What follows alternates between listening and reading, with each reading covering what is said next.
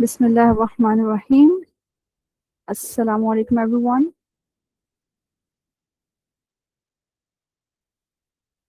How are you all? वालेकुम अस्सलाम ma'am, अल्हम्दुलिल्लाह। आप कैसी हैं? Alhamdulillah, I'm doing good. Thank you so much for asking.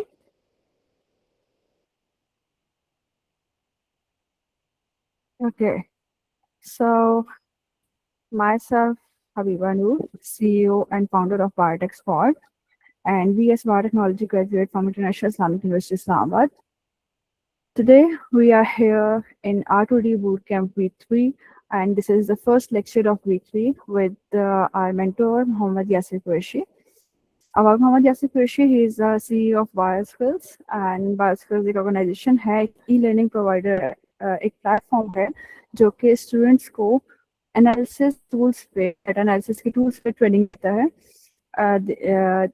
He provides the services and help students and researchers in data analysis, interpretation, and results. Muhammad Yasir Qureshi का मेरे साथ personal experience है कि he also helped me in my research work, and by his help I can say I was more confident in my research, in my thesis, alhamdulillah, and all thanks goes to BioSkills and Sir Yasir for that. Moving forward, हमारे पास R2D boot camp के 2 weeks हो चुके हैं. अगर आपने वो session नहीं लिए तो आप हमारी रिकॉर्डिंग देख सकते हैं. हमारे वो सारे सेशंस यूट्यूब पे अपलोड हो चुके हैं. फर्स्ट वीक था वो डॉक्टर अमजद ने कैरी ऑन किया था, जिसमें रिसर्च क्वेश्चन के हवाले से बात हुई थी. एंड सेकेंड वन हमारा वीक था जिसमें लिटरेचर रिव्यू और मेथोडोलॉजी के हवाले से बात हुई थी. And then this in week 3 we will be discussing about the data analysis, about the result writing and interpretation. अब ये जो सब चीज़ें होती हैं, they involve tools, they involve some of the tools like and note. अगर citations की बात करें, अगर डाटा एनालिसिस की बात करें तो SPSS, R and Excel is one of the tools जो कि हमारे पास में इन्वॉल्व होते हैं. उसमें हम लोग किस तरह से टेस्ट लगाते हैं, क्या चीज़ करते हैं, वो सारी चीज़ें हमें उनके स्पेसिफाइड BioSkills स्पेसिफाइड कोर्सेज से पता चल जाएंगे. If you guys want to learn about the tools and about Excel, about SPSS, R, you can contact BioSkills, you can contact Sayasa for that. Moving forward, in today's lecture, you will learn about data analysis, interpretation, and result writing. It is a theoretical based lecture, and it will be recorded and uploaded, but the next 2 sessions will not be recorded and will not be provided to you guys. जो next 2 sessions हैं वो and note पे हैं. हमारी बायस के साथ collaboration हुई है और हम लोगों ने आप लोगों को कोई थियोरेटिकल के अलावा कोई प्रैक्टिकल चीज़ सिखानी थी, जिसकी वजह से हम लोगों ने एंड नोट का एक सेशन बीच में मर्ज किया है. एंड नोट का जो सेशन है वो हमारे आप लोगों के लिए फ्री टू अटेंड है, but they are some of the perks that are specified for the paid members, that is under premium package. ठीक है, आप उसके लिए अलग से एनरोल कर सकते हैं. I will share again the link with you guys in the group. अगर आपने वो लिंक ज्वाइन नहीं किया तो you can join that group. Okay, moving forward without taking any further time, I will like to invite Sir Yasir. Over to you, sir.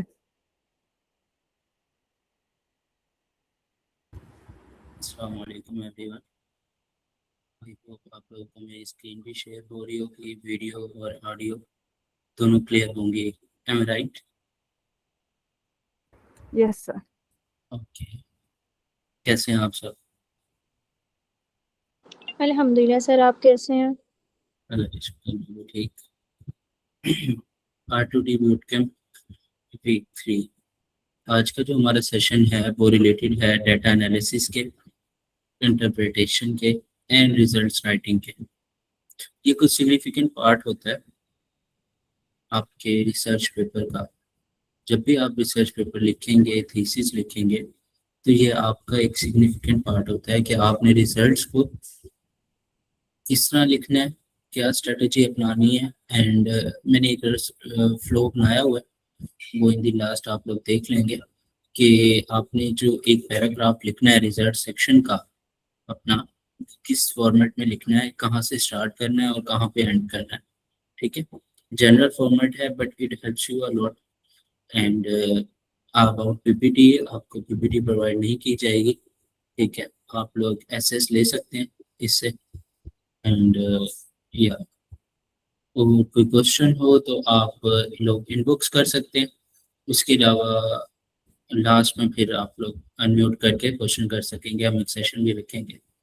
अच्छा, time बचा, अगर हमारे पास टाइम हुआ तो हम एक्सेल में थोड़ी सी प्रैक्टिस करेंगे कुछ चीज़ों की स्टैटिस्टिकल, ठीक है, अगर टाइम हमारे पास बचा तो, वरना हम आज से भी सारी कवर करेंगे। Okay, is that clear? Voice clear है मेरी? एंड होप सो अच्छा सेशन रहेगा, आप लोग एक्टिव रहेंगे and let's see. So data analysis, interpretation and results writing. First of all, what we will learn today? आज हम क्या कवर करेंगे? मेन 5 पॉइंट्स हैं, यानी अगर आप आउटलाइंस निकालें आज के सेशन की तो आज हम ये चीज़ें कवर करेंगे। बेसिकली सबसे पहले हम ये देखेंगे कि आपके जो डेटा है वो किस तरह का होता है, बेसिक्स क्या होती हैं आपकी रिसर्च डेटा की। स्टैटिस्टिकल एनालिसिस फॉर पब्लिकेशन, वो कौन कौन से स्टैटिस्टिकल एनालिसिस हैं? आप सब लाइफ साइंसेस से है ना, M I right? Life sciences के अलावा तो कोई नहीं है ना यहाँ पे। तो लाइफ साइंसेस के स्टूडेंट्स मोस्टली कौन से स्टैटिस्टिकल टेस्ट अप्लाई करते हैं, ठीक है, वो बताऊंगा मैं, ठीक है। उसके अलावा एक समरी चार्ट है स्टैटिस्टिकल एनालिसिस का, वो भी आप लोगों के साथ शेयर करूंगा। वो आपके साथ वक्तन मैं आपको बताता रहूँगा कि इस पीपीटी में ये इंपॉर्टेंट है, इसका एक्सेस ले लें। एंड अगर आप लोग अभी तक नोट्स नहीं बना रहे तो आई सजेस्ट नोट्स बना लें। बट यूजली जो मेरे टीचर प्रेफर करते हैं, सम टीचर सेट के इंसान के एक ही दिमाग होता है, बंदर के 2 दिमाग होते हैं, यानी चिंपैंजी के। तो इंसान एक वक्त में एक ही काम कर सकता है, या तो सुन सकता है या लिख सकता है, ऐसे ही है। But some other teachers of mind preferred कि आप लेक्चर सुने भी सही और लेक्चर लिखे भी सही। तो it totally depends on you, ठीक है। अगर आप दोनों काम एक साथ कर सकते हैं तो आप वो भी करें, लेक्चर लिखें। बट अगर आप सेशन के नोट्स रिकॉर्डिंग के जरिए बनाना चाहते हैं, रिकॉर्डिंग सुन के, तो वो आप वैसे कर लीजिएगा, ठीक है। बट ये है कि चीज़ों को समझना आपके लिए बहुत ज़रूरी है। जो आज मैं कॉन्सेप्ट दूंगा मे बी आप लोगों को पता हो, सुने होंगे, 12 सुने होंगे आप लोगों ने, बट ये है कि उनकी बेस क्या है, उनको समझना बहुत ज़रूरी है। हम जब रिसर्च डाटा की बात करेंगे उसमें 3 मेन टर्म्स हैं, उनको मैं क्लियर करूंगा आपके जहन में कि ये क्या होती हैं, वो आपसे कोई भी पूछ सकता है। एंड सेकेंड थिंग, फिर मैं आपसे शेयर करूंगा स्टैटिस्टिक्स के हवाले से कुछ टर्म्स और स्टैटिस्टिकल टेस्ट। देन हम टूल्स पे जाएंगे इन दी लास्ट, कि टूल्स कौन कौन से होते हैं रिसर्च डाटा एनालिसिस के लिए। And fourth one is result section में उस एनालिसिस को रिपोर्ट किस तरह करना है, वो चीज़ मैं मेंशन करूंगा। एंड इन दी लास्ट, जैसे मैंने पहले कहा, अगर तो हमारे पास टाइम वेकेंट हुआ तो हम MS एक्सेल को टच करेंगे इंशाल्लाह, ठीक है। Are you ready? Let's start our session. Basics of research data. Data आप लोग किस चीज़ को कहते हैं, कोई मुझे बताएगा, कोई आइडिया देगा? अगर मैं पूछूं आपसे व्हाट इज डाटा और how you define data and what you think about data, so आप क्या कहेंगे? इस 2020 कोरोना के बाद से एक फ्रेज बहुत मशहूर है, data is the new oil. So data की डेफिनेशन किसी को पता हो? कोई भी बता दें, इनबॉक्स कर दें या आप अनम्यूट कर सकते हैं। तो डाटा की डेफिनेशन क्या होती है, कोई बताना चाहे तो? What is data? I am not asking about research data, I am simply asking what is data.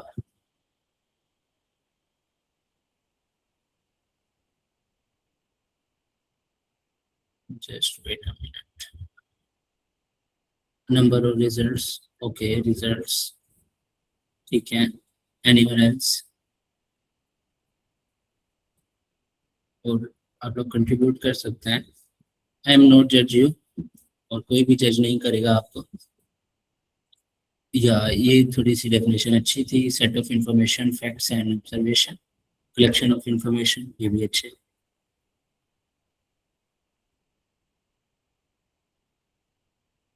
Elements, data क्या है? Collection of elements. डाटा आपके हर इर्द गिर्द मौजूद है।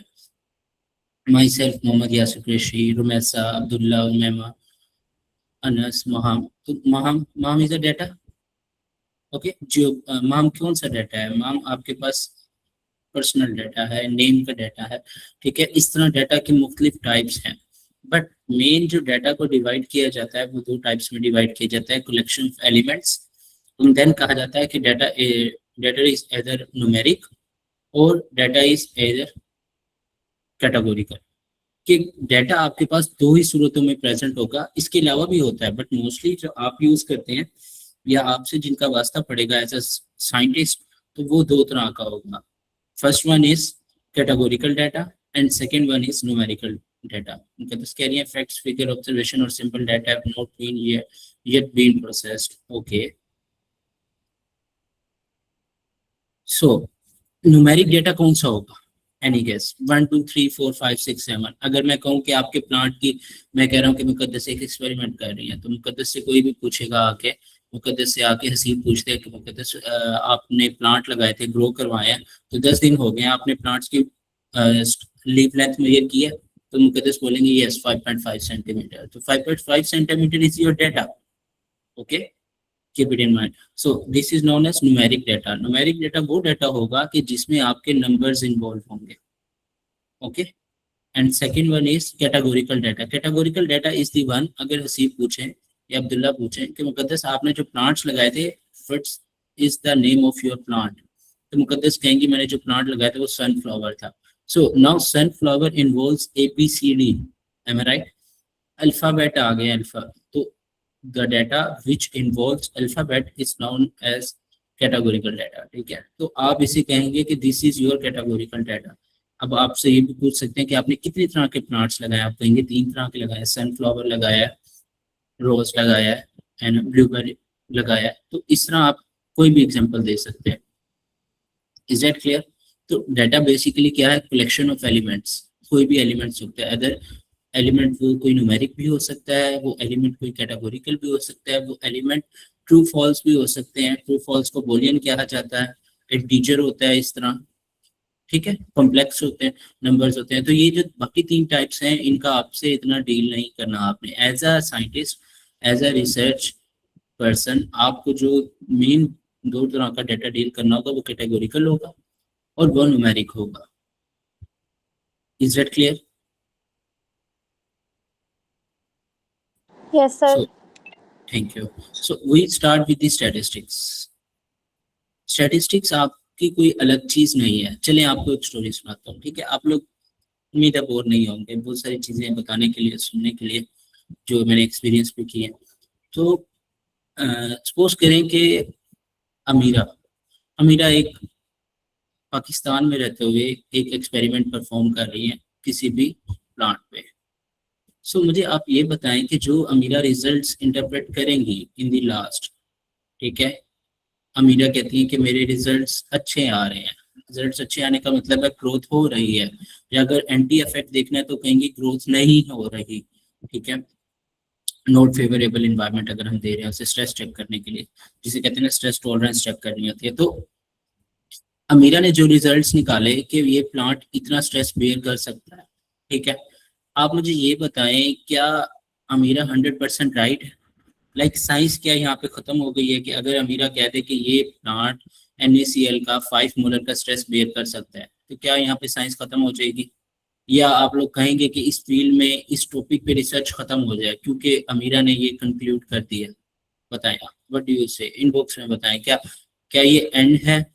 क्या अमीरा का कंक्लूजन 100% राइट है या इसमें फ्लेक्सिबिलिटी है? बताएं।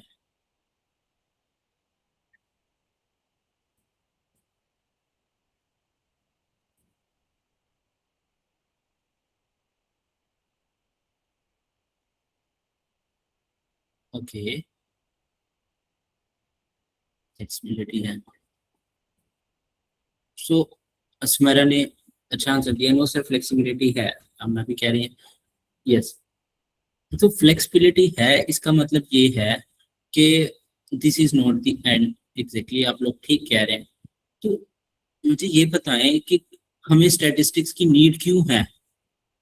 अक्सर स्टूडेंट्स यही कहते हैं कि सर आप स्टैटिस्टिक्स के अलहदा से 6 8 10 लेक्चर क्यों देते हैं? आप डायरेक्ट हमें MS एक्सेल आर या SPSS क्यों नहीं सिखा देते, या पाइथन क्यों नहीं सिखा देते? तो मैं हमेशा यही वाली एग्जांपल देके बताता हूँ कि आप मुझे ये बताएं, अगर अमीरा ने कह दिया कि मेरे रिजल्ट्स 100% राइट हैं, अमीरा उसको साइंटिफिक कम्युनिटी को, there is a scientific community in the department as well in terms of your professors, in terms of our professors, तो अमीरा उनके सामने क्या कहेगी कि सर बस मैंने ऑब्जर्व किया, ये रिजल्ट ठीक थे, ये रिजल्ट यूं थे, ओके था, टॉलरेंट हो रहा था, ओके हो गया, ऐसे ही है। क्या इस तरह अमीरा अपने रिजल्ट्स को जस्टिफाई कर सकती है? I use Amira word just for this sake of example. तो मुझे बताएं, क्या अमीरा इस तरह जस्टिफाई कर सकती है, या उसको कोई ऐसा सिस्टम मिलना चाहिए या ऐसी कोई साइंस की टर्मिनोलॉजी मिलनी चाहिए जो scientific community all over the world माने उसके रिजल्ट्स को? ऐसा ना हो कि सिर्फ उसके डिपार्टमेंट वाले उसके रिजल्ट्स को माने, वो भी उसकी बायसनेस की वजह से कि ये हमारी स्टूडेंट है। या कोई ऐसा सिस्टम हो या ऐसी टर्म्स हो या साइंस की ऐसी कोई ब्रांच हो जो अमीरा को अपनी रिजल्ट्स को, अपनी जो वो स्टडी कर रही हैं टॉपिक पे, उसको जस्टिफाई करने में हेल्प करे। बताएं, ऐसी कोई ब्रांच होनी चाहिए ना कि जिसको वर्ल्ड वाइड माना जाए और उसमें गुंजाइश का तरीका भी बताया जाए, एरर रेट भी बताया जाए। So for this purpose we need statistics. Okay, for this purpose we need statistics, because जब आप कोई अपनी रिसर्च कर लेते हैं, उस रिसर्च को शो कराने के लिए, उस रिसर्च को साइंटिफिक कम्युनिटी में इंट्रोड्यूस कराने के लिए आपको स्टैटिस्टिक्स की नीड होती है। स्टैटिस्टिक्स के बगैर आप अधूरे हैं, आपकी रिसर्च कंप्लीट नहीं है। ठीक है, जब आप लिखते हैं ना कि I am 95% on 95% confidence interval, the P value is this on degree of freedom that, तो जब आप इस तरह का सेंटेंस अपने रिजल्ट्स में लिखते हैं, किसने इस तरह के सेंटेंस पढ़े हैं? जब आप लिटरेचर रिव्यू कर रहे होंगे, आपने वीक 2 कर लिया लिटरेचर रिव्यू का, तो उसमें आपने रिजल्ट सेक्शन को भी पढ़ा होगा, तो रिजल्ट सेक्शन में इस तरह की बातें लिखी होती हैं। ठीक है, तो वहां पे वो जब कहते हैं ना कि आई एम 95% श्योर, तो इसका मतलब there is an error rate of 5%। तो अब मुझे बताएं, जब अमीरा कह रही थी कि मैं 5 ml NaCl प्लांट टॉलरेट कर रहा है इतना स्ट्रेस, वो ज्यादा बेटर बात थी, या जब अमीरा ने अब ये कह दिया कि I am on 95% confidence interval, the P value is this and the plant tolerates 5 molar NaCl, कि 95% कॉन्फिडेंट इंटरवल पे ये प्लांट 5 मोलर NaCl बेयर कर रहा है, तो बाकी जो 100 में से 5% जो एरर के चांसेस हैं वो अमीरा ने लेफ्ट कर दिए। किसके लिए लेफ्ट कर दिए? बाकी साइंटिफिक कम्युनिटी के लिए। क्यों? अगर स्टैटिस्टिक्स ना होती तो हर बंदा कहता है कि मेरे रिजल्ट्स एंड है, मेरे रिजल्ट्स कोई चेंज नहीं है, बट स्टैटिस्टिक्स की मदद से, साइंस एक इवॉल्विंग फील्ड है, रोज चेंजेस होती हैं, रोज रिसर्च होती है, तो जब कोई मोहतात रह के, इसका मतलब ये है कि हम मोहतात रह के अपने रिजल्ट्स को शो कराएंगे। समझ लगी आपको ये बात कि हमें स्टैटिस्टिक्स की नीड क्यों है? हमें स्टैटिस्टिक्स की नीड इसलिए है ताकि हम साइंटिफिक कम्युनिटी को वर्ल्ड वाइड एक स्टैंडर्ड के साथ बता सकें कि मेरी रिजल्ट्स जो हैं वो कितने % ओके हैं, एक स्टैंडर्ड के साथ। जो स्टैटिस्टिक्स का स्टैंडर्ड आप यूज करेंगे, जो टर्म्स आप यूज कर रहे हैं यहाँ पे, वो पूरी दुनिया में यही यूज होंगे। आप किसी भी पेपर को उठा के देख लें, स्टैटिस्टिकल टेस्ट की रिपोर्टिंग जो है वो ऐसे ही की जाएगी जिस तरह आप अपने पेपर्स में करेंगे। कोई भी आपके पेपर को पढ़ेगा वो समझ जाएगा कि इसके रिजल्ट्स जो हैं कितने % की श्योर है, कितने % कॉन्फिडेंस इंटरवल है, कितना इसका सैंपल साइज है, कितना इसका एरर रेट है, कितना इसका डिग्री ऑफ फ्रीडम है। ठीक है, तो वो बात इजीली समझ आ जाएगी, बजाय इसके कि अगर आप अपनी ही मदर लैंग्वेज में लिख देते कि मेरा जो प्लांट है मैंने स्टडी की वो 5 मोलर NaCl स्ट्रेस टॉलरेट कर सकता है।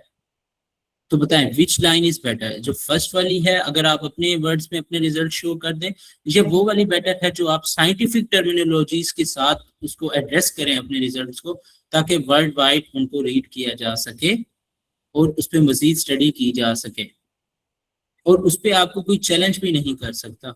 आपने 95 पे किया है, कोई 90% कॉन्फिडेंस इंटरवल पे वो स्टडी कर लेगा, अपने कोई सैंपल साइज चेंज करके करेगा, उसका क्या एरर आएगा वो उस पर डिपेंड करता है। ठीक है, आप किस इन्वायरमेंट में कर रहे थे, this is the main fact.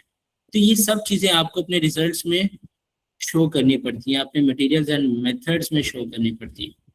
And गाहे बगाए बार बार आप कहीं ना कहीं स्टैटिस्टिक्स के टर्म्स यूज कर रहे होते हैं और आप लोगों को पता भी नहीं होता। इवन दो अगर आप लोगों ने रिसर्च की हुई है किसी ने, तो आपने स्टैटिस्टिक्स की टर्म्स यूज की होंगी, आई एम प्रीटी श्योर। अगर आप लिटरेचर रिव्यू करते हैं, आप पेपर्स पढ़ते हैं, तो आपके सामने स्टैटिस्टिक्स की टर्म्स आई होंगी, बट आपने उन पर गौर नहीं किया होगा। आपने उन्हें समझा होगा कि रिजल्ट्स क्या क्या रहे हैं, बट ये नहीं समझा होगा कि ये टर्म किस लिए यूज कर रहे हैं, यहाँ पे कोई और टर्म्स क्यों नहीं यूज कर रहे। Is it clear? That's why we need statistics, ताकि हम अपने रिजल्ट्स को रिपोर्ट कर सकें, अपने रिजल्ट्स को एक स्टैंडर्ड के साथ पूरी साइंटिफिक कम्युनिटी के सामने एक्सप्लेन कर सकें। ऐसा ना हो कि बस तुक्के मार दिए कि मैंने रिजल्ट्स ये थे तो ये हैं, बस ऐसा नहीं। एक स्टैंडर्ड के साथ उसको चलाएं। Just wait a minute.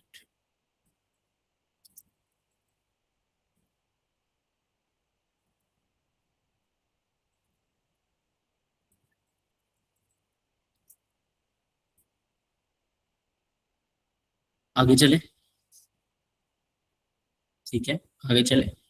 अभी तो मैंने स्टैटिस्टिक्स शुरू ही नहीं की कि स्टैटिस्टिक्स है क्या। Statistics is the branch of science जो हमें चार बातें बताती है, ठीक है। कोई कॉम्प्लेक्स चीज नहीं है, statistics don't need to worry about. हाँ, मे बी प्रोनाउंसिएशन में आपको मुश्किल हो, स्टैटिस्टिक्स या स्टैटिस्टिशियंस, मुझे भी होती है, किसी और को भी होती होगी, प्रोनाउंस करके देख लें आप, तो आदत हो जाएगी, आदत हो जाएगी। जब आप लोग दोबारा बोलेंगे तो आदत हो जाएगी, ठीक है। It's not a big thing. तो स्टैटिस्टिक्स चार चीजों पे डिपेंड करती है, चार पिलर्स हैं स्टैटिस्टिक्स के। Collect, analyse, interpret, present. क्या कलेक्ट करना है, क्या एनालाइज करना है, क्या इंटरप्रेट करना है, क्या प्रेजेंट करना है, क्या करना है, कोई बताएगा मुझे? फिलिंग द ब्लैंक्स करें। क्या कलेक्ट करना है, क्या एनालाइज करना है, क्या इंटरप्रेट करना है, क्या प्रेजेंट करना है? Yes, you are right. And what is data? Data is collection of elements. And what are data elements? Either they are numeric, either they are categorical. या वो किसी चीज का नाम होगा या वो किसी चीज की मेजरमेंट होगी। Yes, you are right. So कोई भी आपसे पूछे कि हमें स्टैटिस्टिक्स क्यों नीड है आपको रिसर्च में, तो आप उसे क्या कहेंगे? We need statistics for these four purposes: collect, analyse, interpret, visualise. अब आप मुझे खुद बताएं, आप इन पॉइंट्स को देखें, आपको लगता है कि स्टैटिस्टिक्स के बगैर हमारा डेटा एनालाइज, इंटरप्रेट, कलेक्ट या प्रेजेंट हो सकता है? Even 1.5, 2.5, when you set mean is 3.5, तो ये स्टैटिस्टिक्स ही है सारी। Okay, so moving forward, examples ले लेते हैं कुछ। एग्जांपल्स में ये एक वर्क फ्लो है कि डाटा एनालिसिस का, ये आपकी रिसर्च का वर्क फ्लो कि वो किस तरह होता है। First of all you have population, then you have sample, you extract sample from that population, then you apply treatment on that, either it's a stress treatment, either it's कोई और treatment देना है आपने, कोई फिजिकल केमिकल पैरामीटर्स चेक करने हैं, उससे check करेंगे आप। Then you collect your data and then you apply descriptive statistics, inferential statistics, observation, and in the last conclusion. So I guess इसमें इतना एक्सप्लेन करने की कोई बात नहीं है। नाउ जो आपके डाटा एलिमेंट्स है ना, they are present in a form and this form is known as variables. Variables को मैं आपको समझाता हूँ। फर्स्ट फॉर एग्जांपल, यहाँ पे कितने मेल हैं और कितने फीमेल हैं, सपोज करें 12 है, इक्वल कर लेते हैं, 14 कर लेते हैं। सो जो 14 मेल है, सर जब स्टैटिस्टिकल सॉफ्टवेयर नहीं थे तब बाय हैंड एनालिसिस किए जाते थे। स्टिल येट अभी भी स्टैटिस्टिशियंस की बुक्स में जो आपको मिलेंगे एनालिसिस, वो बाय हैंड फार्मूलाज के जरिए करते हैं, फार्मूलाज के जरिए। आई पर्सनली मैं फार्मूलाज आप लोग अपने सेशंस में पढ़ाता हूँ, बट मैं उनकी डेप्थ में नहीं जाता, because as a life science students we do not need to entertain or we do not need to remember those formulas, because हमें सॉफ्टवेयर चलाना आना चाहिए एंड कौन सा पावर, कौन सा स्टैटिस्टिकल पावर, स्टैटिस्टिकल एनालिसिस कब यूज करना है वो आना चाहिए। फॉर्मूलाज में अगर हम जाएंगे तो then we need to learn and spend a lot of time on statisticians.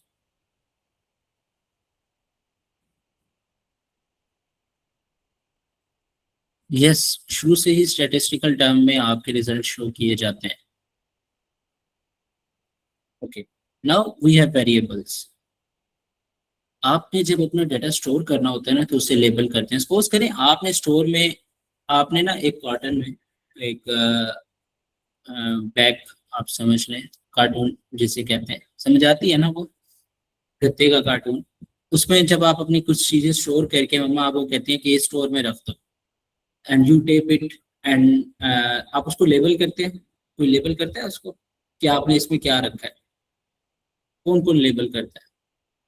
कि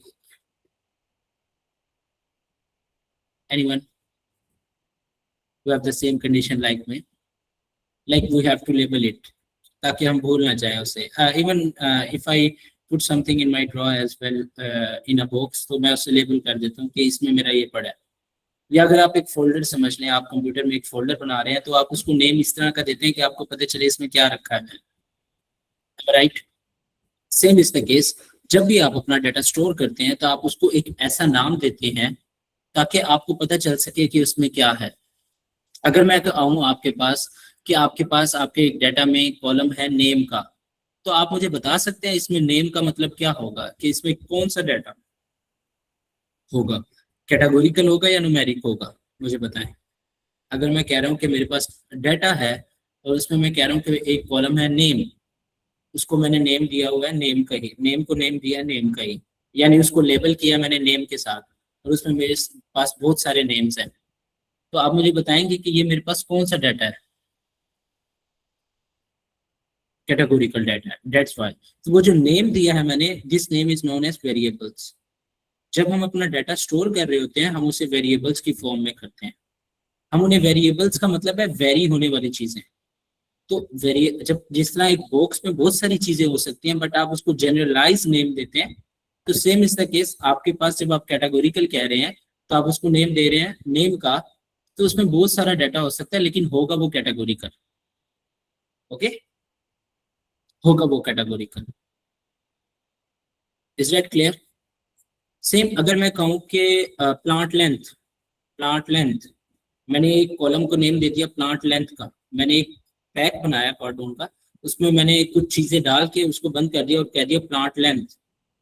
सो सेम, अगर मैंने एक कॉलम बनाया और उसको हेडर पे नाम दे दिया प्लांट लेंथ एक्सेल में, और उसमें बहुत सारे प्लांट की लेंथ है, यहाँ पे नेम है और यहाँ पे लेंथ आ रही है उनकी, तो व्हाट इज द, आप बता सकते हैं कि प्लांट लेंथ का कौन सा कॉलम है, इसमें डाटा एलिमेंट्स कौन से होंगे? न्यूमेरिक होंगे, एग्जैक्टली।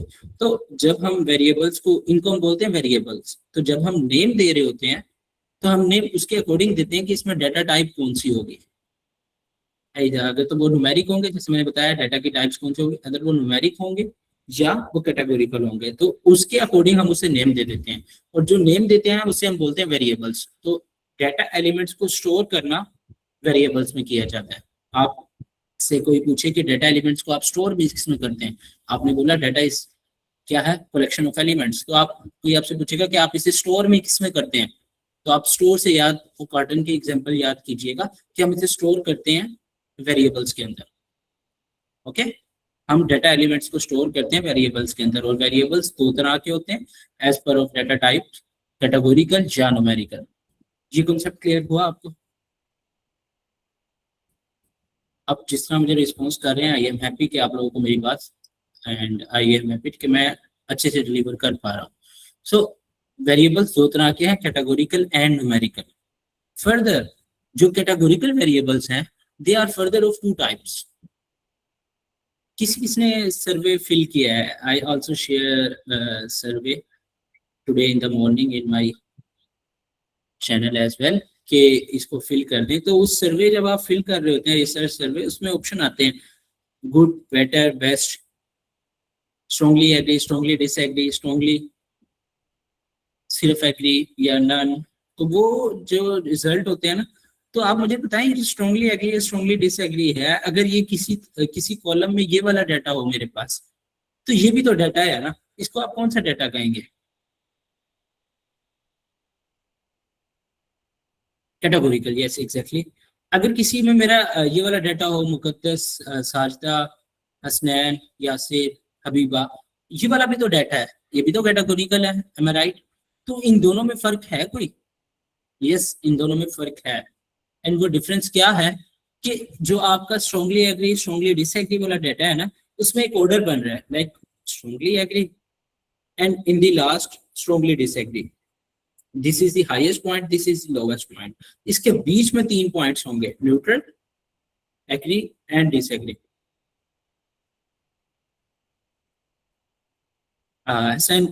जब आप टूल्स सीखेंगे ना तो you can easily do it. तो उसमें ना एक ऑर्डर होता है, strongly agree, agree, neutral, disagree, strongly disagree. Okay, तो जब आप उसमें एक ऑर्डर है, बट इसमें यहाँ पे कोई ऑर्डर है, हबीबा, यासिर, मुकद्दस, हसनैन, हसीब, इसमें कोई ऑर्डर है? कोई ऑर्डर नहीं है। तो the categorical data which have order, उसको कहते हैं ऑर्डिनल। ऑर्डर से ऑर्डिनल याद रखें, ऑर्डर, ऑर्डिनल, ठीक है? ये प्रोनाउंस थोड़ा सेम हो जाता है, ठीक है? ऑर्डर, जिस कैटेगोरिकल डाटा में कोई ऑर्डर होगा वो हमारा ऑर्डिनल डाटा होगा, एंड जिसमें कोई ऑर्डर नहीं होगा वो नॉमिनल होगा। नॉमिनल से मींस नॉमिनेट कर देना, यानी किसी का स्पेसिफिक नेम होगा, कोई भी स्पीशी का नेम हो सकता है, प्लांट का नेम हो सकता है, कोई भी नेम हो सकता है। आप जो ग्रुप है आपका रिसर्च है जिसपे, वो हो सकता है। सेम इज द केस, जो न्यूमेरिक डाटा है, they are also of 2 types, discrete and continuous. The first one is discrete. Discrete का मतलब है कि आपके डाटा में कोई भी डेसिमल पॉइंट नहीं है, लाइक 3, 5, कितने स्टूडेंट्स हैं सेशन में? 20। कितनी क्लासेस लिया आपने? 25। So these are numbers, these are numeric data without any decimal point, इसे बोलते हैं डिस्क्रीट डाटा। एंड कंटिन्यूअस में आपके पास पॉइंट्स के बाद प्लांट लेंथ कितनी है, आपका वेट कितना है, आपकी हाइट कितनी है, 6.7, 6.8, 6.6, this one is continuous data, the data which is continuous. Okay, so आगे चलें। ये एक हमारा सेकंड इंपॉर्टेंट कॉन्सेप्ट था। इसके बाद है टाइप्स ऑफ वेरिएबल्स। जो ये वाले वेरिएबल्स हैं, इनकी टाइप्स है डाटा की बेस पे। These variables types are based on your research. अच्छा, आप में से मुझे बताएं, अगर आपने कौन सी 3 स्पीशी, प्लांट स्पीशीज पे वर्क करना हो तो कौन सी स्पीशी सिलेक्ट करेंगे आप? कोई भी बता दें, कोई सी 3 स्पीशीज के नेम ले लें, आप कौन सी स्पीशीज के नेम सिलेक्ट करेंगे अपने रिसर्च के लिए?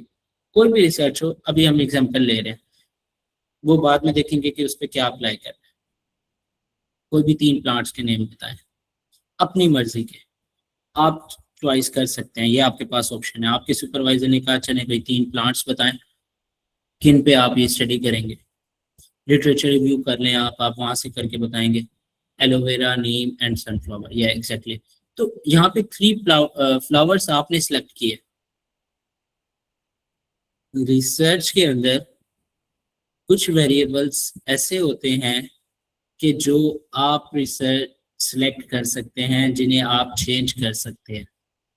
ओके, समझे जो मैं आपसे समझाना चाह रहा था? अच्छा, अगर मैं आपसे ये पूछूं कि इनको आपने 10 दिन ग्रो किया, अब इनकी मेजरमेंट लो, तो मुझे ये बताएं, क्या ये मेजरमेंट्स आपकी मर्जी के मुताबिक होंगी? लाइक मैं चाहता हूँ कि 5 का हो, तो क्या वो 5 का ही होगा? नो। क्या वो आपकी मर्जी के मुताबिक होगा? क्या आप उसे चेंज कर सकते हैं? डाटा के अंदर चेंजेस कर सकते हैं? नहीं कर सकते। जो डाटा वहां पे होगा वही लिखना होगा आपको।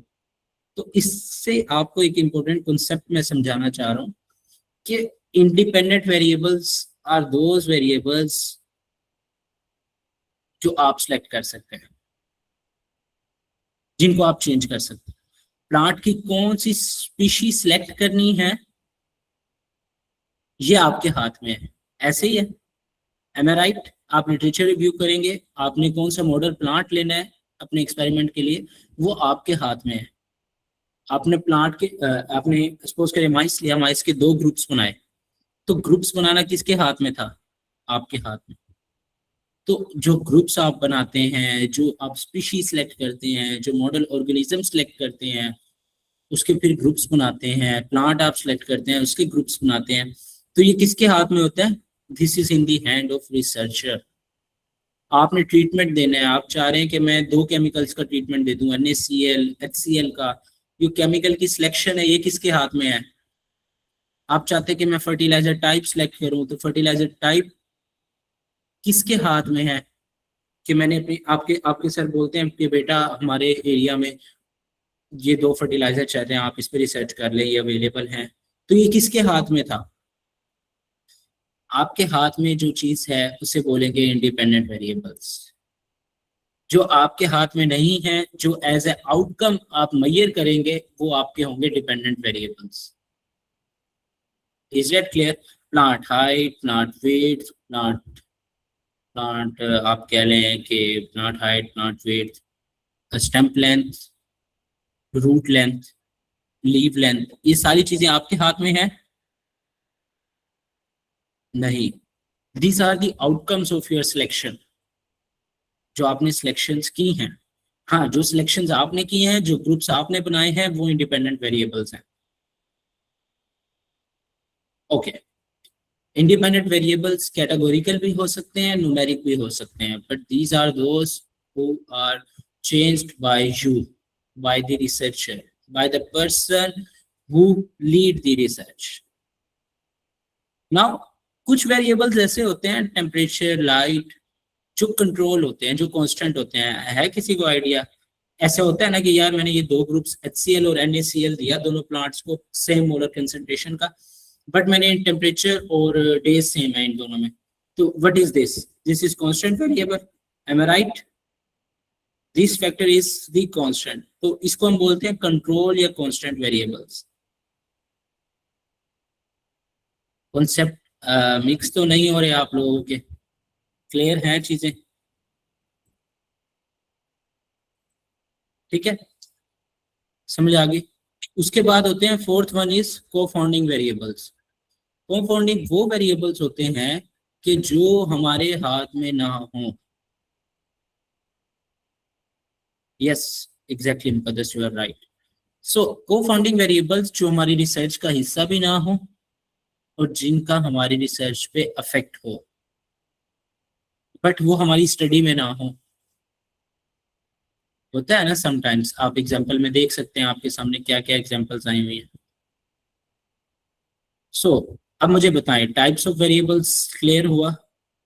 To some extent, I am not expecting you 100%, you are also human beings, ठीक है, but I guess this is clear to extent 70-80%, am I right? Yes, sir.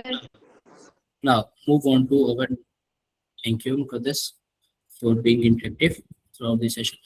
Okay, अब इस स्लाइड को देखें, आप जल्दी से देखें इस स्लाइड को और समझें जो मैंने पीछे आपको बताई हैं चीजें, क्या वो क्लियर होती?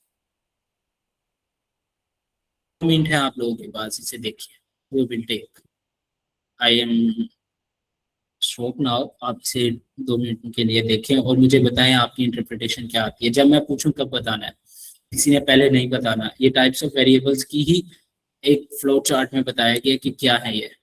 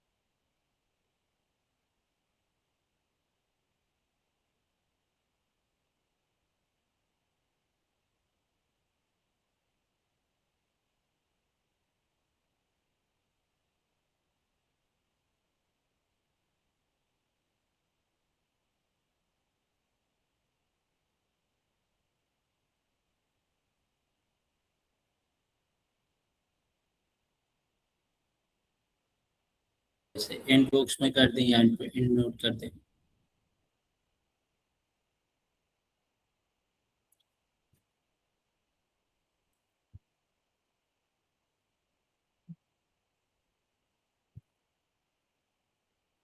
जी ओपनली आप लोग कर सकते हैं। मेरी वॉइस आ रही है? जी, कोई भी इंटरप्रेट करना चाहे टाइप्स ऑफ वेरिएबल्स के अकॉर्डिंग।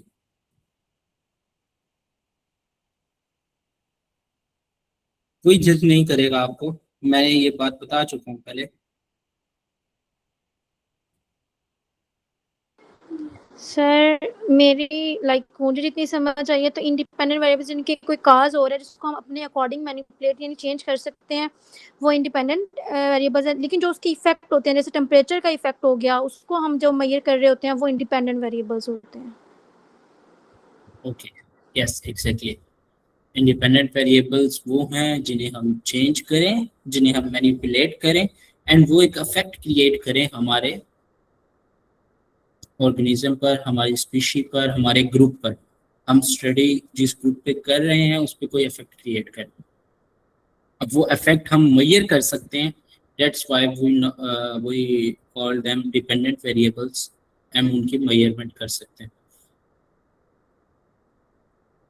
इनकी हम मेजरमेंट नहीं कर सकते, इन्हें हम मैनिपुलेट कर सकते हैं just. Exactly Sumera, you are absolutely right. Absolutely no नहीं कह सकता बट एब्सोल्युटली राइट कह सकता हूँ। Thank you so much. So moving on, population versus sample. This is the last concept and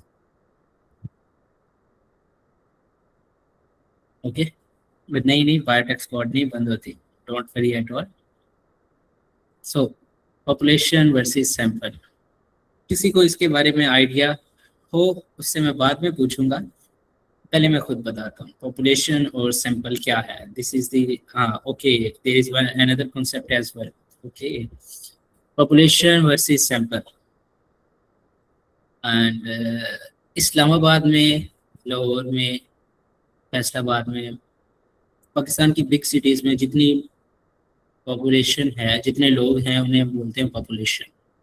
तो population is the entire collection of subjects, या आप कह लें कि आपका actual target. And what is the sample? A sample is the subset of population you study.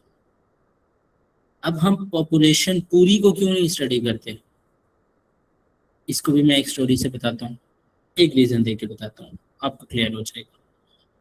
आपने diabetes पे study करनी है। Suppose Muqaddas is interested on pharmacology and Muqaddas study करनी चाहती है ड्रग की काइनेटिक्स।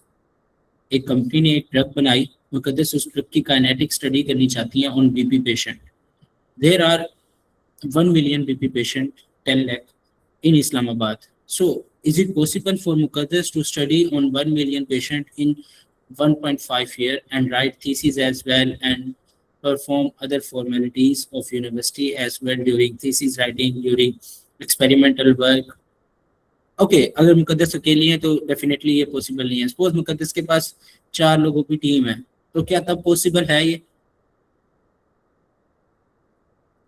कोई भी मुझे बताए, is it possible?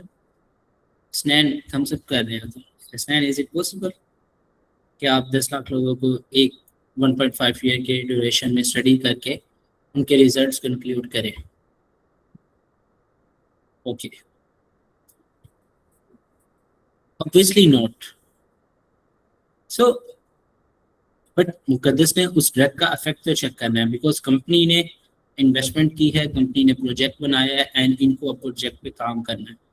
So what they do, वो 1 मिलियन पे तो स्टडी नहीं कर सकती, बट क्या वो 500 पे, 200 पे, 1000 पे स्टडी कर सकती है? ये भी बहुत ज़्यादा है, बट 4 स्टार्स यस कर सकती हैं। सो अगर वो ये स्टडी कर लें कि ये 500 लोगों पे ड्रग का क्या इफेक्ट आ रहा है, तो क्या वो कंक्लूड कर सकती हैं कि सैंपल पे या होल पॉपुलेशन पे क्या इफेक्ट आएगा? वो एक 5%, 10% एरर रेट पे एटलीस्ट ये तो बता सकती है ना कि इस ड्रग का ये इफेक्ट आएगा। अगर हम प्रिसाइजली बात करें, लाइक वो 5%, 10% एरर रेट के साथ ये बता सकती हैं कि मैं 90%, मैं 95% श्योर हूँ कि ये ड्रग बीपी को कम करेगी, या this drug has an effect on the patient as well. So that's why we need sample, because we have limited resources, we have limited time for research. Okay, ये दो, and we have limited पैसे as well. Limited पैसे बोल दिए मैंने, ठीक है। तो ये तीन मेन फैक्टर होते हैं कि जिसकी वजह से हमेशा सैंपल लिया जाता है पॉपुलेशन से। एंड पॉपुलेशन से जो सैंपल है वो ऐसे ही नहीं लिया जाता, एक स्कीम के तहत लिया जाता है। There are two type of samplings, either it is probability sampling and either it is non probability sampling। इनकी फर्दर टाइप्स हैं, वो भी कभी डिस्कस करेंगे, ठीक है। तो जो आप स्टैटिस्टिक्स अप्लाई करते हैं सैंपल पे, मीन मीडियन मोड, उसे बोलते हैं आप स्टैटिस्टिक्स। बट जो आप न्यूमेरिकल आउटकम्स मेजर करते हैं और उन्हें एक नाम देते हैं, स्टैटिस्टिक्स की टर्मिनोलॉजीज उसके लिए यूज करते हैं, उन्हें आप बोलते हैं parameters. Okay, data entire population से कलेक्ट करना डिफिकल्ट है, सैंपल से कलेक्ट करना ईजिली है, इंटरप्रेट करना ईजिली है, उसमें कुछ मार्जिन ऑफ एरर होगा। अच्छा, मुझे एक बात बताएं, सेम रिसर्च सेम ड्रग, मैंने कहा हसन आप चेक करें, हसनैन, हसीब, मुकद्दस, अमीरा, अब्दुल्ला, रुमैसा, इन सबको मैंने कहा कि आप ये ड्रग का इफेक्ट चेक करें, क्या सबका रिजल्ट सेम आएगा? सबके रिजल्ट्स के आउटकम सेम आएंगे? और प्रिसाइसली क्या सबका मीन सेम आएगा? मीन सेम आएगा क्या सबका? So there is a margin of error. This margin of error is known as standard error. Like, this is the error you must have in your research. Either it is systematic error, it is human error, or it is random error. आपकी machine का error हो सकता है, आपकी handling का error हो सकता है, आपकी मेजरमेंट का एरर हो सकता है। 3-4 तरह के एरर होते हैं, वो मस्टली होते हैं। एंड उस एरर की वजह से there is a changing, and उस एरर की वजह से एक स्टैंडर्ड एरर हम फिक्स कर देते हैं कि अगर मुकद्दस ने ये रिसर्च की है तो मुकद्दस कह देती हैं कि मेरी रिसर्च में इतना स्टैंडर्ड एरर है। लाइक अगर इनकी रिसर्च का मीन जो आया है वो 55 आया है, तो मुकद्दस कह सकती है कि मेरे में 5 का एरर है। Like 55 minus 5, 55 plus 5। तो मुकद्दस कह सकती हैं कि अगर कोई और रिसर्च करेगा तो उसका मीन 50 से 60 के दरमियान लाई करेगा। देखिए स्टैटिस्टिक्स कितनी हेल्प करती है। लाइक स्टैटिस्टिक्स, अब स्टैटिस्टिक्स यूज करने से आप ये बात भी नहीं कर रहे कि मैं फाइनल हूँ, बट आप ये बात भी बता रहे हो अगले रिसर्चर को कि if you do the same research with the same methodology, तो स्टैंडर्ड एरर जो है वो मेरा इतना है कि आपका मीन 50 से 60 के दरमियान हो सकता है। ऐसा नहीं है कि आपका 55 का 55 ही हो। अब मैं मेजरमेंट्स की टर्म में वो बातें कर रहा हूँ जो सबसे पहले मैंने ऐसी बातें की थी। Is that clear? तो this is known as standard error, like the error we have in our research, और इस एरर को आप रिपोर्ट भी करते हैं अपने research. Now move on to next session, next slide, null and alternative hypothesis. जब भी आप अपनी रिसर्च स्टार्ट करते हैं तो you have an research objective, am I right? आपके पास कोई ना कोई ऑब्जेक्टिव होता है, एंड उस रिसर्च यानी आपके पास कोई ना कोई हाइपोथेटिकल स्टेटमेंट होती है। सपोज करें आप ड्रग का इफेक्ट चेक कर रहे हैं बीपी पे, तो आपके पास ये स्टेटमेंट होगी, this drug has an effect on, because company claim this drug has an effect on the patient. तो आपके पास हाइपोथेसिस क्या है? ख्याली स्टेटमेंट है जिसको आपने प्रूव करना है, tentative statement. Tentative means the statement which need to be proved. So hypothesis क्या है? वो टेंटेटिव स्टेटमेंट होती है जो आपको प्रूव करना होती है। कोई टेक नमाज ब्रेक, नमाज नहीं, अजान पे।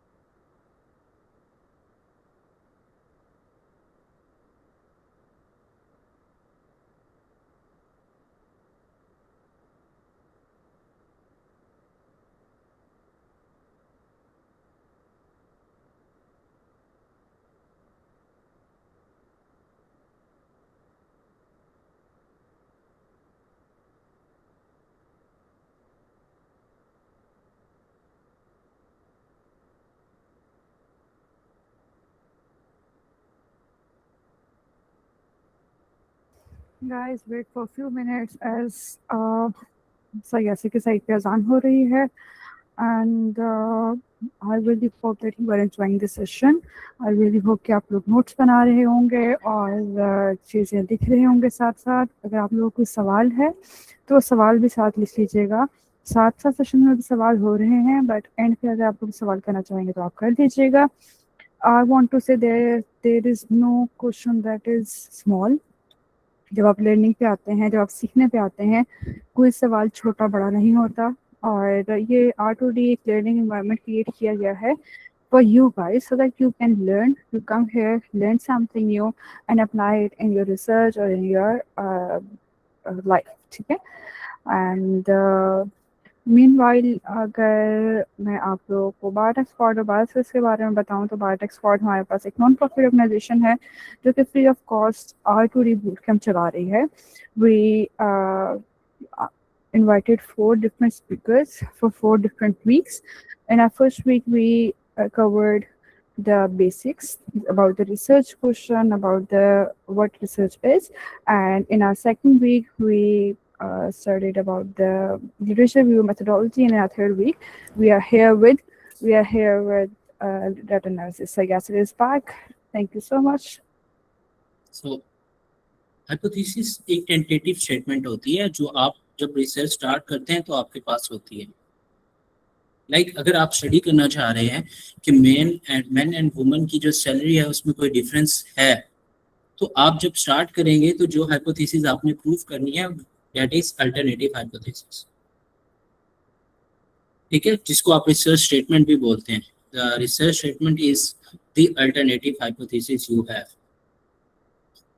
And the null hypothesis is the opposite of alternative hypothesis. अगर आप alternative hypothesis में कह रहे हैं कि there is a difference in the salary of men and women, तो आपको दूसरी null hypothesis भी बनानी पड़ेगी. There is no difference between the salary of men and women. Okay, these are the tentative statements. याद रखिएगा. But in the last, you need to reject or at least accept the one of the hypothesis. ठीक है, आपने आखिर में अपनी ही ख्याली statement को proof या डिसअप्रूव करना होता है अपनी ही रिसर्च में. क्लियर है यहाँ तक? So we are done with the first part of our today's outline. अब आगे चलते हैं. थक तो नहीं गए?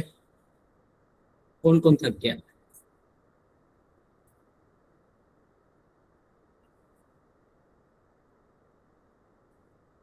आप कहेंगे आप इधर उधर की बातों के अलावा सर बहुत बातें कर रहे हैं काम के अलावा.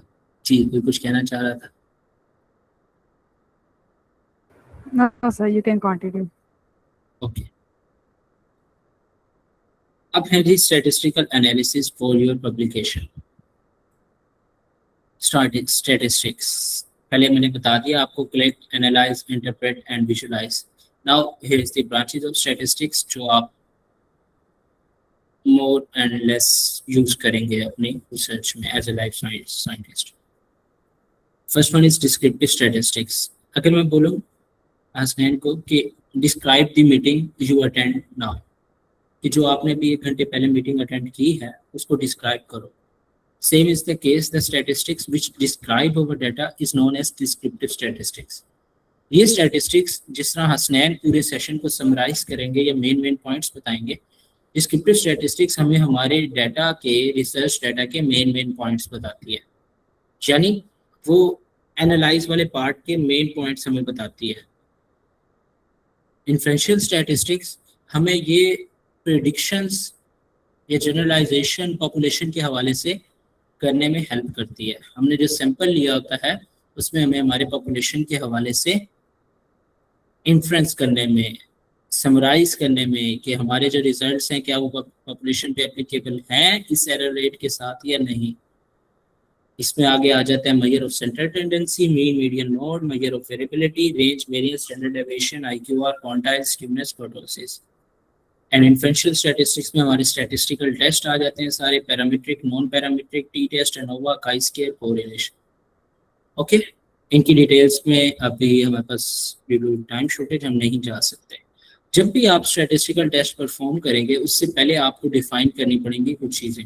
कि आपका सैंपल साइज क्या है, आपका डाटा नॉर्मल है या नहीं, आपका डाटा होमोजीनियस है या नहीं, आपकी हाइपोथेसिस आपको बनानी पड़ेगी, आपको आपके रिसर्च का ऑब्जेक्टिव पता हो, देन आप सिलेक्ट कर सकते हैं कि आपका टेस्ट कौन सा है।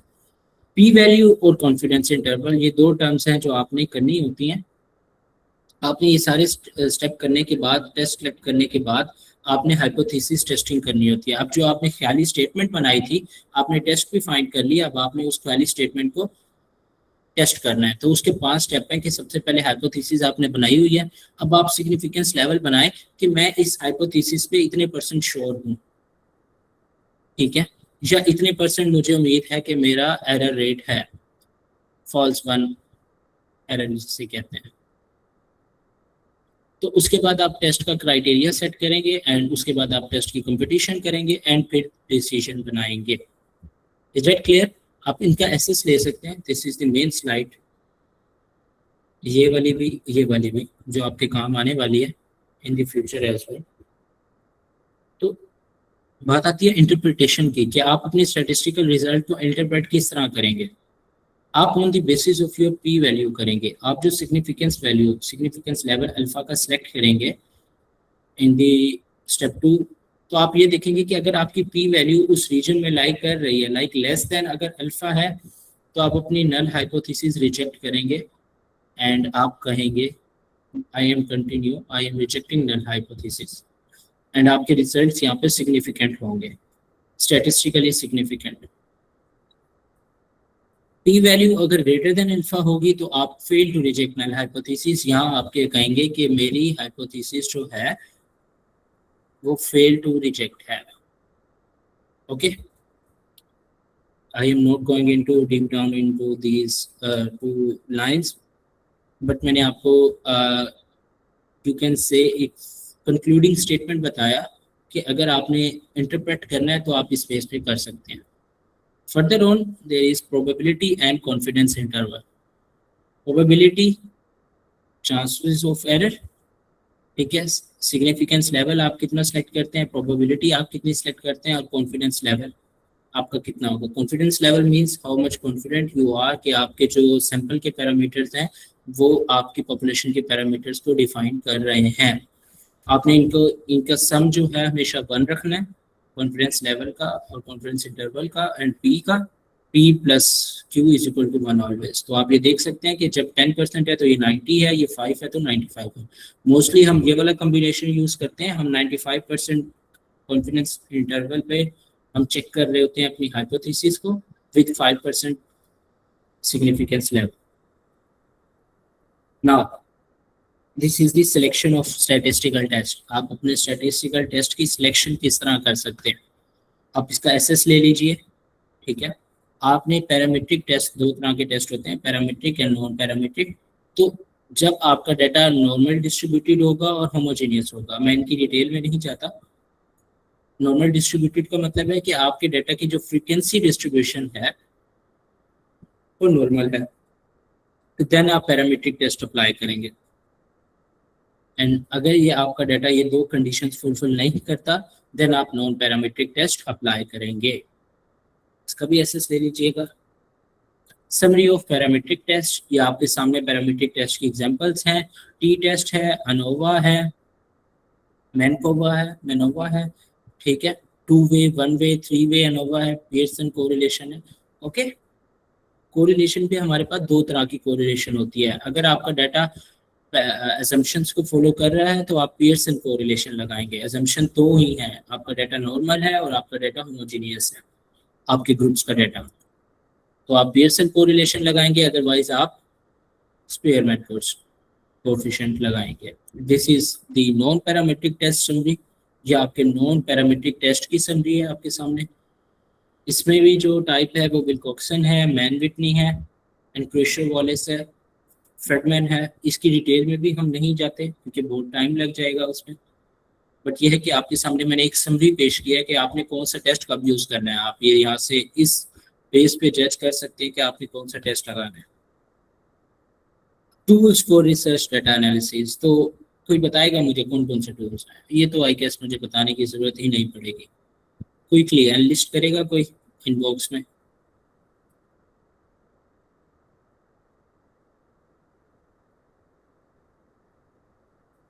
जो भी आपको पता हो, कम ऑन।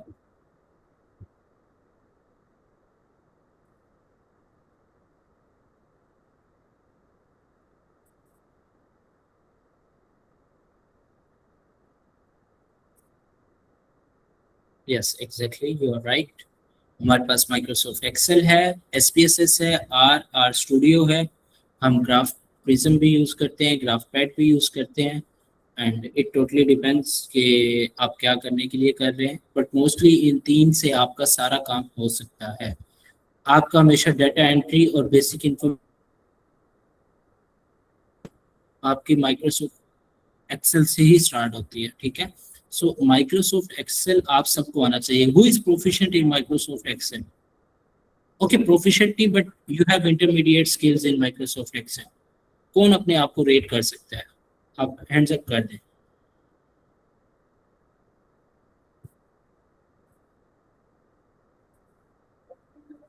कम ऑन, मुझे बताएं, सब बताएं।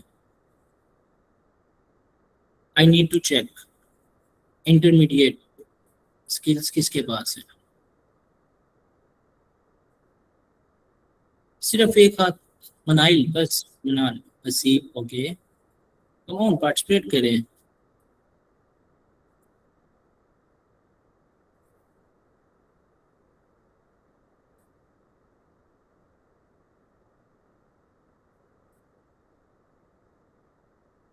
पाँच, ओके ओके, 5, ओके ओके, नहीं, बस 5 आउट ऑफ 25। गाइस क्या हो गया आपको? आप अगर आप रिसर्च सीख रहे हैं तो Microsoft Excel is your oxygen. Microsoft Excel is your oxygen, आपको लाजमी आना चाहिए। There is no compromise in this as well. Microsoft Excel, Microsoft Word and presentation, ये तीन चीज़ें तो आपको, आप लोग समझें, ऑक्सीजन है ना आपके लिए। आप स्कॉलरशिप फंड कर रहे हैं, आप किसी भी जॉब लेवल पे हैं, आपके लिए ऑक्सीजन है। So keep it in mind. मैं एक ही बात पूछता हूँ, क्या आप लोगों को ये पता है कि एक्स लुकअप फंक्शन क्या होता है? जो लोग कंफ्यूज हैं कि देयर आर लॉट ऑफ, कि जो कंफ्यूज हो गए कि क्या होता है, चलें इसका एग्जाम, इसकी मिसाल मुझे दे दें कि आपको पता है एक्स लुकअप फंक्शन क्या होता है, वी लुकअप क्या होता है। प्लीज़ वो ना बोलिएगा जो इस टाइम मेरा कोर्स अटेंड कर रहे हैं। देयर आर 2 स्टूडेंट्स जो अभी मेरे पास हैं, उसके अलावा बताएं, या वो उन्होंने नहीं कहना। कमोन मुझे बताएं, अगर नहीं पता तो आज जाके देखिएगा, आपको it's not a big deal. But मैं आपको एक्सटेंडेड बता रहा हूँ कि अब जब आप अपनी जॉब भी हंट करेंगे या आप स्कॉलरशिप भी करेंगे तो आपको ये चीज़ें आना, ये समझे कि कोई भी प्रोफेसर ये समझेगा यू आर यूज टू। वो आपको ये नहीं कहेंगे कि आपको आता होगा, वो समझेंगे कि you are use to these things. Okay, so there are lot of things, मैं बहुत सी चीज़ें हैं जो हम एक्सेल पे जिस पे खुद को ग्रिप करनी चाहिए, but time shortage, I am not. SPSS ये भी आपके लिए बहुत है। सेकंड मेन थिंग, आप इन्फेंशियल स्टैटिस्टिक्स एडवांस, आप में से सर्वे एनालिसिस तो आपका लाजमी अक्सर लोग करते हैं। बहुत से जो आप अपनी रिसर्च करेंगे उसमें सर्वे डाटा को हैंडल करना, तो सर्वे डाटा का आगाज़ तो माइक्रोसॉफ्ट एक्सेल से आप कर सकते हैं, बट उसको आप एक्सेल में डील नहीं कर सकते, आपको एसपीएसएस की नीड होगी ही होगी। तो मैंने आपको R Studio, this is an advance thing, लेकिन अब एडवांस नहीं है 2026 में, बिकॉज ये बहुत कॉमन हो चुकी हैं चीज़ें। अगर आप खुद को कंपेयर करें मार्केट में, बिकॉज स्कॉलरशिप में भी अब एक कॉम्पिटिटिव इन्वायरमेंट है, एक मार्केट है। तो अगर आप इन चीज़ों में ये अगर आप समझ रहे हो कि मैं इतना एम्फसाइज क्यों कर रहा हूँ, बिकॉज ये वो चीज़ें हैं कोई पूछेगा नहीं है आपसे, वो समझेंगे कि आपको आती हैं। आज के बीए स्टूडेंट को, बायोलॉजी के स्टूडेंट को प्रोग्रामिंग आना ही आनी चाहिए, ठीक है। इस बात को अपने लिए नेसेसरी कर लें। आज के स्टूडेंट को सॉफ्टवेयर एआई से खुद को इक्विप करना ही करना नेसेसरी है, इसके बगैर सर्वाइवल मुश्किल है। तो ये चीज़ें अगर नहीं आती तो सीखें, learn at your own pace, कोई जल्दी नहीं है। कोर्सेरा से सीखें, आप सिंपली लर्न से सीखें, आपको यूट्यूब से सीखें, but I will tell you one thing, आप जहाँ से भी सीखें कंसिस्टेंसी देखें। प्रोनाउंसिएशन में किस किस के साथ ऐसा होता है, मैं पहले ये पूछता हूँ। Okay, Habiba is I will raise my hand. I will raise my hand very okay, Muqaddas Sajida is with me. Okay, thank you guys for supporting me. सबके साथ होता है, बट कोई एडमिट ना करे तो इट्स ओके। तो कंसिस्टेंसी इज द की। आपको रोज कुछ ना कुछ सीखना पड़ेगा। अगर आज आप माइक्रोसॉफ्ट एक्सेल को स्टार्ट करते हैं ना, तो खुद को 30 डे चैलेंज दें। आप सब इस टाइम समर ब्रेक में होंगे, तो जिसका कहते हैं ना एक रिमाइंडर के तौर पे, आई एम योर रिमाइंडर। आप खुद को 30 डे चैलेंज दें, एटलीस्ट माइक्रोसॉफ्ट एक्सेल को तो मास्टर कर लेना प्लीज, ये तो मास्टर कर लें कम से कम।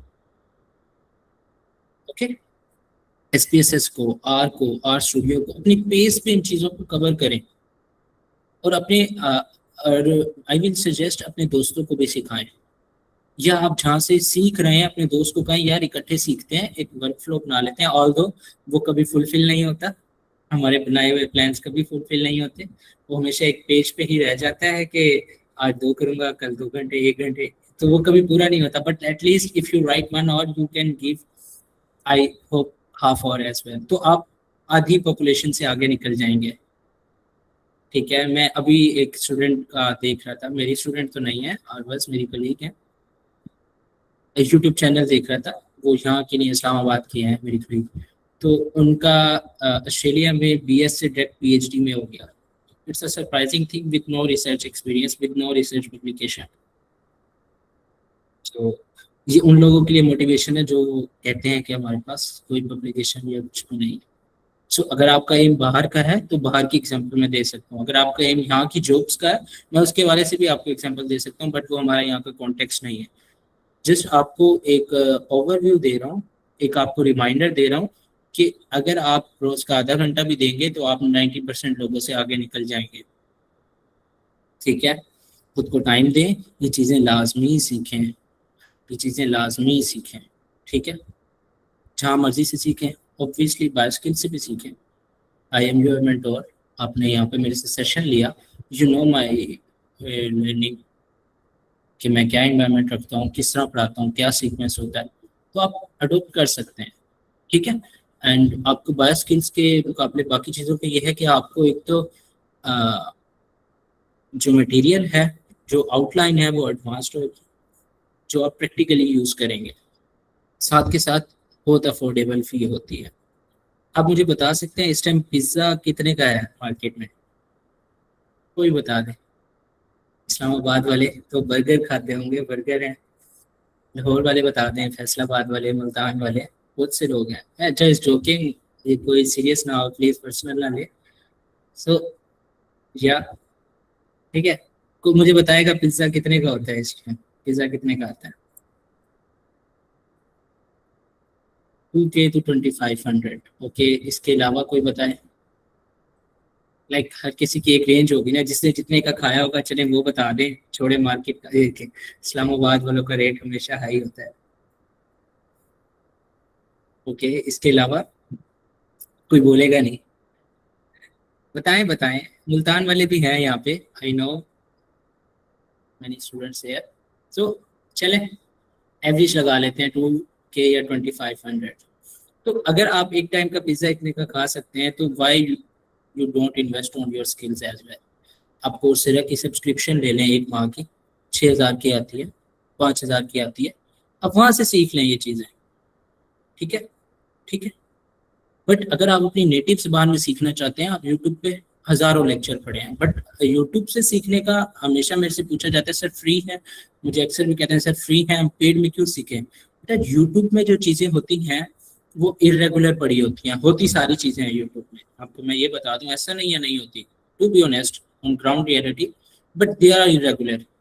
सपोज करें हबीबा ने एक सीरीज ढूंढ ली, हबीबा ने एक पैटर्न बना लिया रोड मैप के, अगर मैंने एक्सेल सीखना है तो यहाँ से शुरू करना है और यहाँ पे एंड करना है, तो हबीबा को ना 10 लेक्चर मिले, हर लेक्चर से हबीबा ने एक एक चीज सीखी और वो लिंक सेव करती गई। तो हबीबा को वो चीजें ढूंढने में, वो लेक्चर, उस टॉपिक को और सबसे बेस्ट ढूंढने में कितनी देर लगी? सपोज करें महीना लग गया, बट अगर हबीबा आपको वो चीज़ सिखा रही है ओनली इन, आप 1 घंटे का सेशन लें महीने के लिए, ओनली वीकेंड्स, तो और वो भी सिर्फ 1500, तो it's not a big deal. What do you think? आपका टाइम सेफ होगा, आपकी ख्वारी सेफ होगी और आपको लेटेस्ट चीज़ों से सीखने को मिलेगा। सो ये एक मैंने एग्जांपल दी एज एन हबीबा।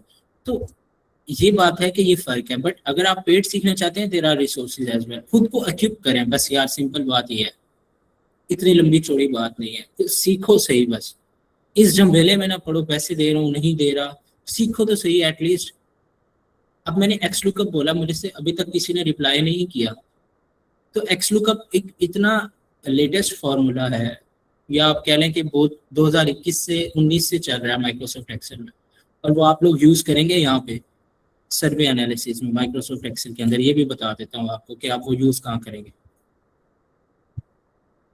ऐसा नहीं है कि उसके बगैर नहीं हो सकता, उसके बगैर भी वो काम हो सकता है, but there is an advanced and quick way to do everything. So करें, सीखें, बस इतनी सी बात है, मैं लंबी चौड़ी नहीं करता Majeed. Last one for today, how to write your result section, structure of your result section, इसको फॉलो करें आप। हमेशा आपने रिपोर्ट क्या करना है, affect size, confidence interval, p value, direction of effect यानी आपकी हाइपोथेसिस कि आपने रिजेक्ट की या एक्सेप्ट की, and in the last reference table. यह आपने ऑलवेज अपने रिसर्च सेक्शन में इंक्लूड करना है। इसका एसेस ले लीजिएगा, और जो आपका लॉजिकल फ्लो होगा जब आप रिजल्ट सेक्शन का पैराग्राफ लिख रहे होंगे वो ये होगा, आपने सैंपल की डिस्क्रिप्शन देनी है सबसे पहले और उसकी मेन कैरेक्टरिस्टिक्स बतानी है, देन आपने उसकी बेसलाइन कैरेक्टरिस्टिक्स बतानी है जो आप ड्यूरिंग स्टडी जिनसे डील कर रहे हैं, फिर आपने प्राइमरी आउटकम बताने हैं, देन सेकेंडरी कि आपने पहले ओवरऑल क्या रिजल्ट्स निकाले, देन बाय ग्रुप रिजल्ट्स कैसे निकाले, और फिर आपने फिगर्स ऐड करनी है। आई गेस मुझे इसको मजीद एक्सप्लेन करने की ज़रूरत तो नहीं है, क्योंकि जब आपके पास फ्लो आ गया है तो आप अपनी रिसर्च के अकॉर्डिंग इसे अप्लाई कर सकते हैं। रिजल्ट्स के अंदर आप इंटरप्रिटेशन, लिटरेचर कंपैरिजन और कंक्लूजन ऐड नहीं कर सकते, कीप इट इन माइंड। आप सिर्फ इन चीज़ों को ऐड कर सकते हैं, इन चीज़ों के बारे में बता सकते हैं, लेकिन इंटरप्रिटेशन आप यहाँ नहीं करेंगे, keep it in mind. Use tables for, use figures for, ये कुछ की पॉइंट्स हैं, ये आपने हमेशा याद रखने। एक चीज़ जो मैं ये कुछ चीज़ें रिपीट हैं वहाँ पे, एक चीज़ जिसे मैं हाईलाइट करूँगा, एक्सेसिव कलर्स। एक कलर कॉम्बिनेशंस होते हैं जिसे हम बोलते हैं कि आपने कुछ देखा होगा, कुछ लोगों को ब्लू कलर नहीं नजर आता, ब्लू ब्लाइंडनेस बोलते हैं, जिसे कलर ब्लाइंडनेस बोलते हैं, पता है ना आप लोग को।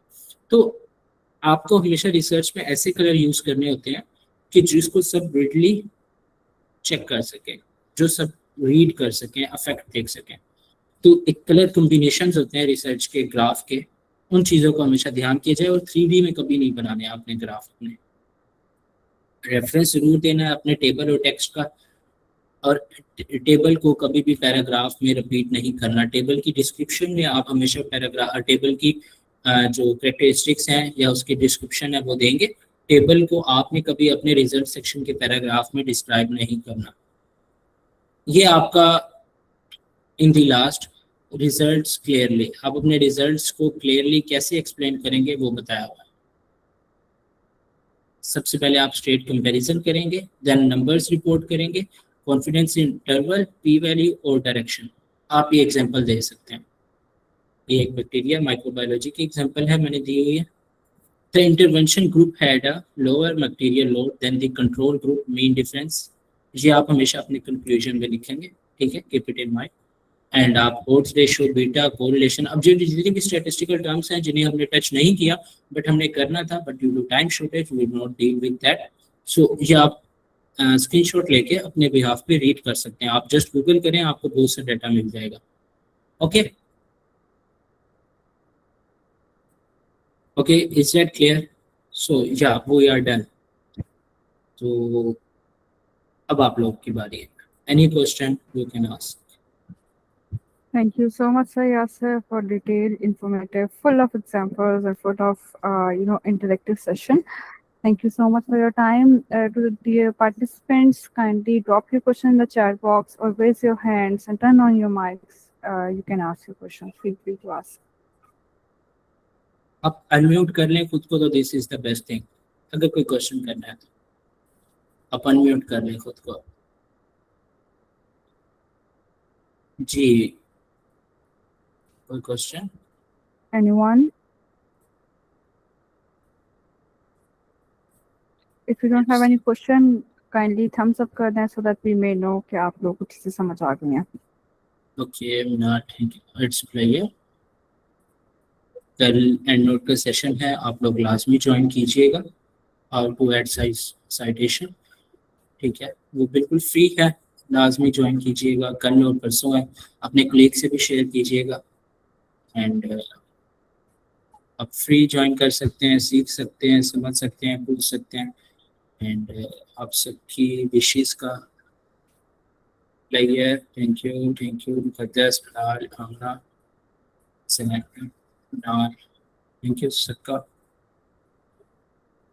कोई क्वेश्चन नहीं है तो जब आई एम डन। मज़ीद अगर आपने कोई टूल सीखना है, SPSS एंड माइक्रोसॉफ्ट एक्सेल, तो करंटली मेरे को चल रहे हैं सेशंस, उसके भी वीकेंड्स पे होते हैं। आप एक्सप्लोर कर सकते हैं, आप मुझे कांटेक्ट कर लें, मेरा नंबर है। I will. ओके, जैनब का कोई क्वेश्चन है? जी जैनब।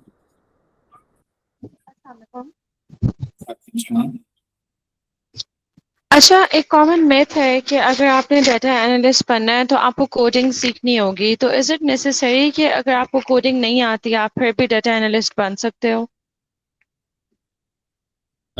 ओके, डाटा एनालिस्ट की भी फर्दर टाइप्स हैं कि आप कौन सी तरह के बनना चाहते हैं, ठीक है। But without coding you can become a data analyst as well.